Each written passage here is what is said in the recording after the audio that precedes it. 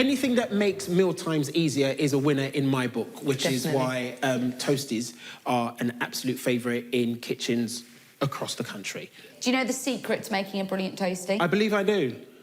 You butter the backside. Yes, you do, you really do. Important. You've got to butter the outside, and that makes it crispy and delicious. We're passing gems of knowledge, and expertise ourselves. That's really what we're here for. We've got 3 toasty makers at 3 different price points, ready to be tested in a battle of the brands.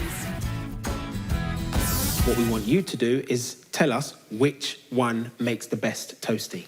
But here's the twist. We have covered up all brand information, so you can't bring any preconceived ideas or any brand allegiances. It's just you and the tech. Yeah. And to make it more challenging, we have assembled the toughest toasty judging panel known to man. It's your own kids! OK, guys, get toasting. OK. To ensure a fair test, we've preheated all 3 devices and given the Sandersons all the staples needed to make 3 sets of identical tasty toasties. The thing is, Callum actually does most of the cooking in the house. See, I'm not all bad. Our ingredients are the classics: ham and cheese. You're falling behind now, love. Come on. I've got to be honest, I don't know if there's enough to go around, because... At least 2 of them are earmarked for you, are they? Let's open these first, so we can do them around the same time. Preheated. Callum and Iona don't know it, but our first toasty maker is by far the cheapest. It's the Tower Deep Fill Sandwich Maker, costing a shade under 20 quid. You do those 2. Thank you. So this one doesn't have any removable plates, it seems. However, it does seem quite wide. Number 2 is our most expensive toasty maker from American brand CUISINART, costing $69.99. But this one comes with removable, dishwasher-safe plates. This one is very, simple. It's got, a little switch thing underneath. I think you can put it on different temperatures. And our third toasty maker, which also has removable plates, is from Russell Hobbs and has a price sitting in the middle of the other 2 at $35.95. This one looks like the smallest one to hold it, but let's put it down before it burns it. Quite easy to close. This one, this is Do you just... want a hand? See, the thing is, it shouldn't really take 2 of us to close a toasty machine, should it? It would be. There you go. Boys, are you hungry? Yeah. Good. I tell you one thing I do like.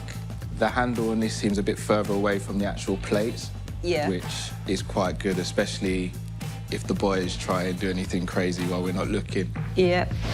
Can you smell that toasty? It's toasty fragrances in the air. It's the cheese, isn't it?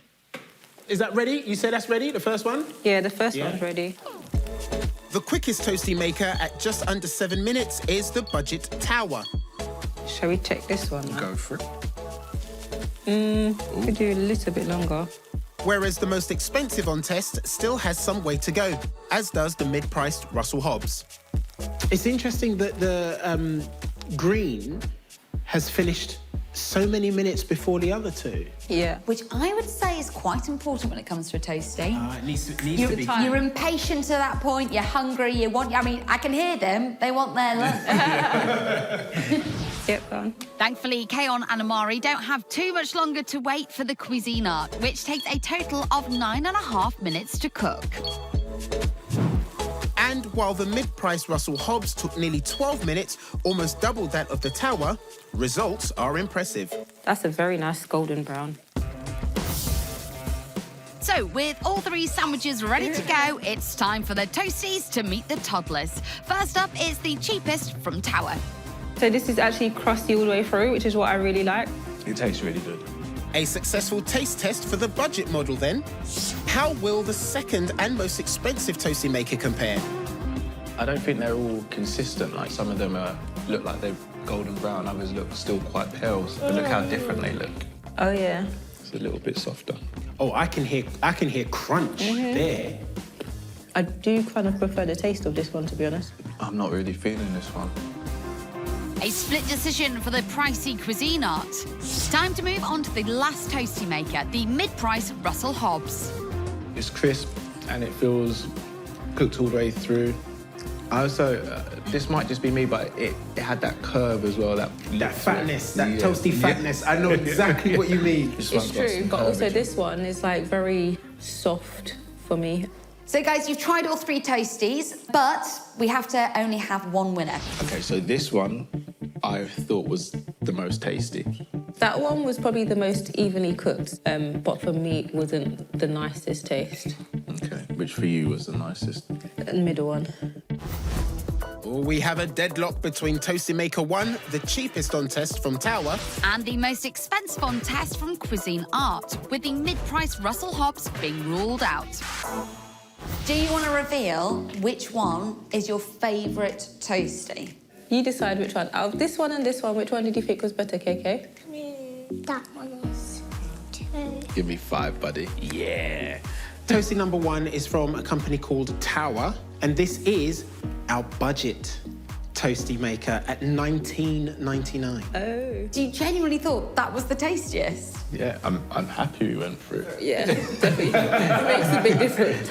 It just goes to show that the cheapest product isn't the worst product, and sometimes it can end up being the best product, so. You said it.